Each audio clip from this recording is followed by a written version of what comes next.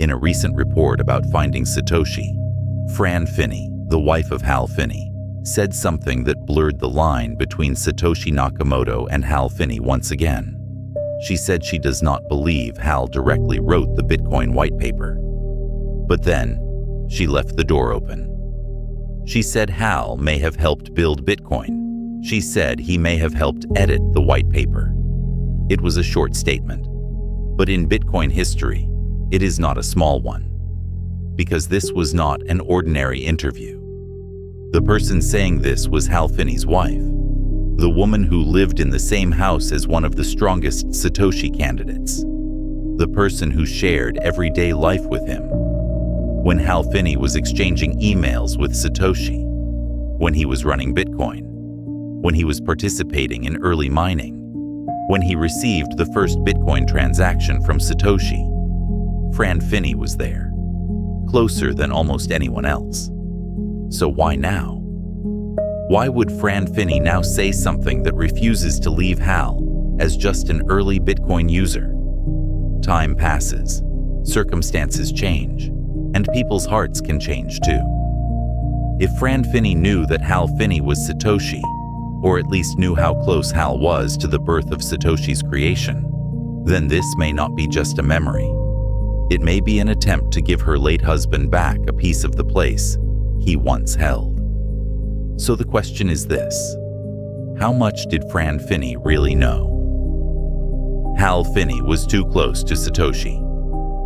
Hal Finney was not just someone who discovered Bitcoin early. He exchanged emails with Satoshi. He ran Bitcoin. He participated in early mining. He received the first Bitcoin transaction from Satoshi. And on January 10th, 2009, he left behind two of the most famous words in Bitcoin history: running Bitcoin.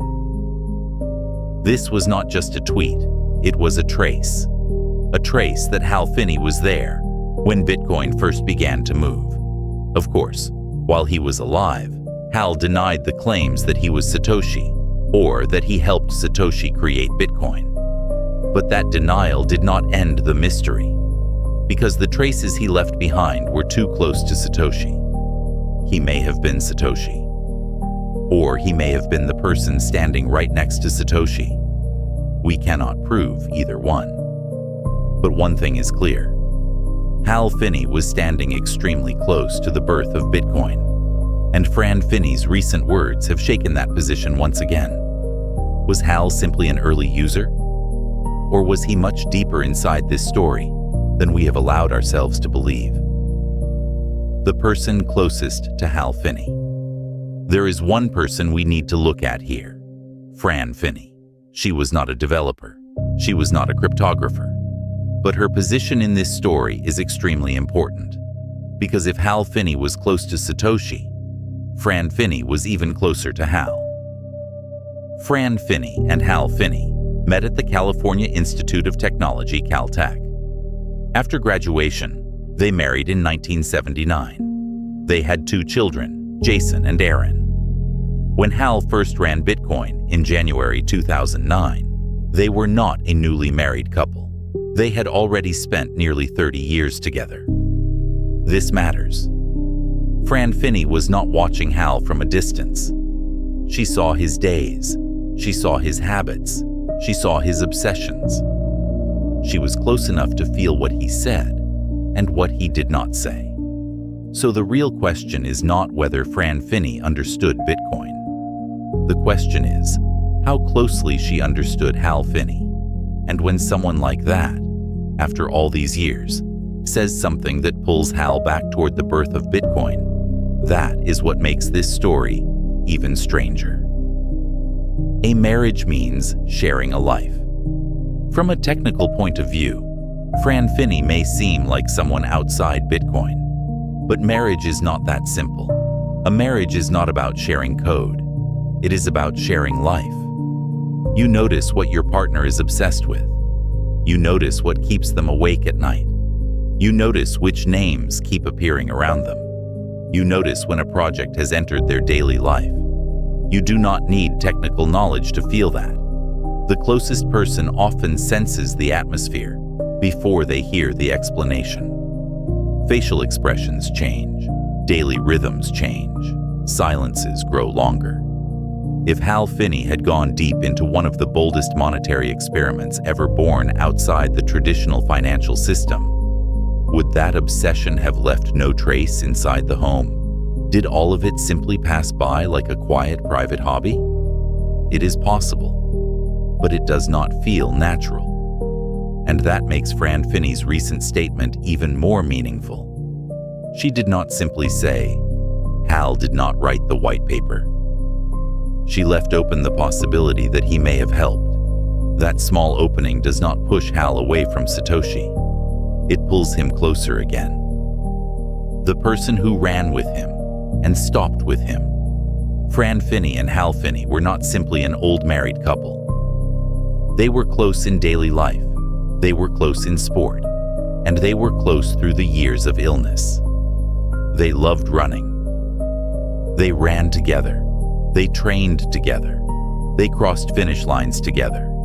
Hal liked long distances. Fran liked shorter, faster races.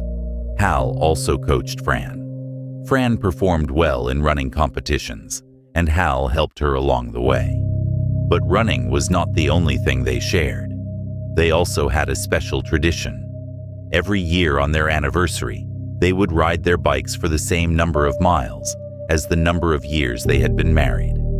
And in 2009, around their 30th anniversary, they tried to ride 30 miles. Normally, that should not have been difficult. But Hal could not finish the distance. Fran remembered that moment. "We should have been able to do the 30 miles. But Hal could not." Not long after, Hal Finney was diagnosed with ALS. This moment matters. Fran Finney was one of the people closest to the first signs that Hal's body was changing. She did not just hear about his decline. She experienced it with him. And even after that, they did not stop. After the ALS diagnosis, Hal Finney and Fran Finney completed the Disneyland half marathon together. They crossed the finish line holding hands. That race became Hal Finney's final half marathon. This is not just a story about exercise. It tells us something about their relationship. They knew each other's bodies. They knew each other's limits. They knew each other's changes. Fran Finney was not watching Hal Finney's body collapse from far away. She ran with him. She stopped with him. She endured it with him. So the question becomes sharper. If she noticed even the small changes in Hal Finney's body, it is hard to believe she noticed nothing about the deeper Bitcoin truth that had entered Hal's life. The real question comes after that. Did Fran Finney know whether Hal Finney was Satoshi, or how close he was to the identity of Satoshi? How much did she know? After ALS, Fran's position became heavier. After the ALS diagnosis in 2009, Hal Finney's life changed completely. His body became harder to move. Speaking became more difficult. From that point on, Fran Finney's place in his life became even heavier. She became the person standing between Hal and the outside world. She cared for his body. She managed the rhythm of his days. She stood between Hal and the world that kept asking questions. When reporters came to him and asked, "Are you Satoshi?" When Hal could no longer speak freely, the weight of that question did not fall on Hal alone. It reached Fran Finney too. Beside a man who could barely speak, she became the one who did not speak. The world kept asking Hal Finney questions, but the weight of those questions also rested on Fran Finney's silence. Was her silence really because she knew nothing? Or was it because she knew too much?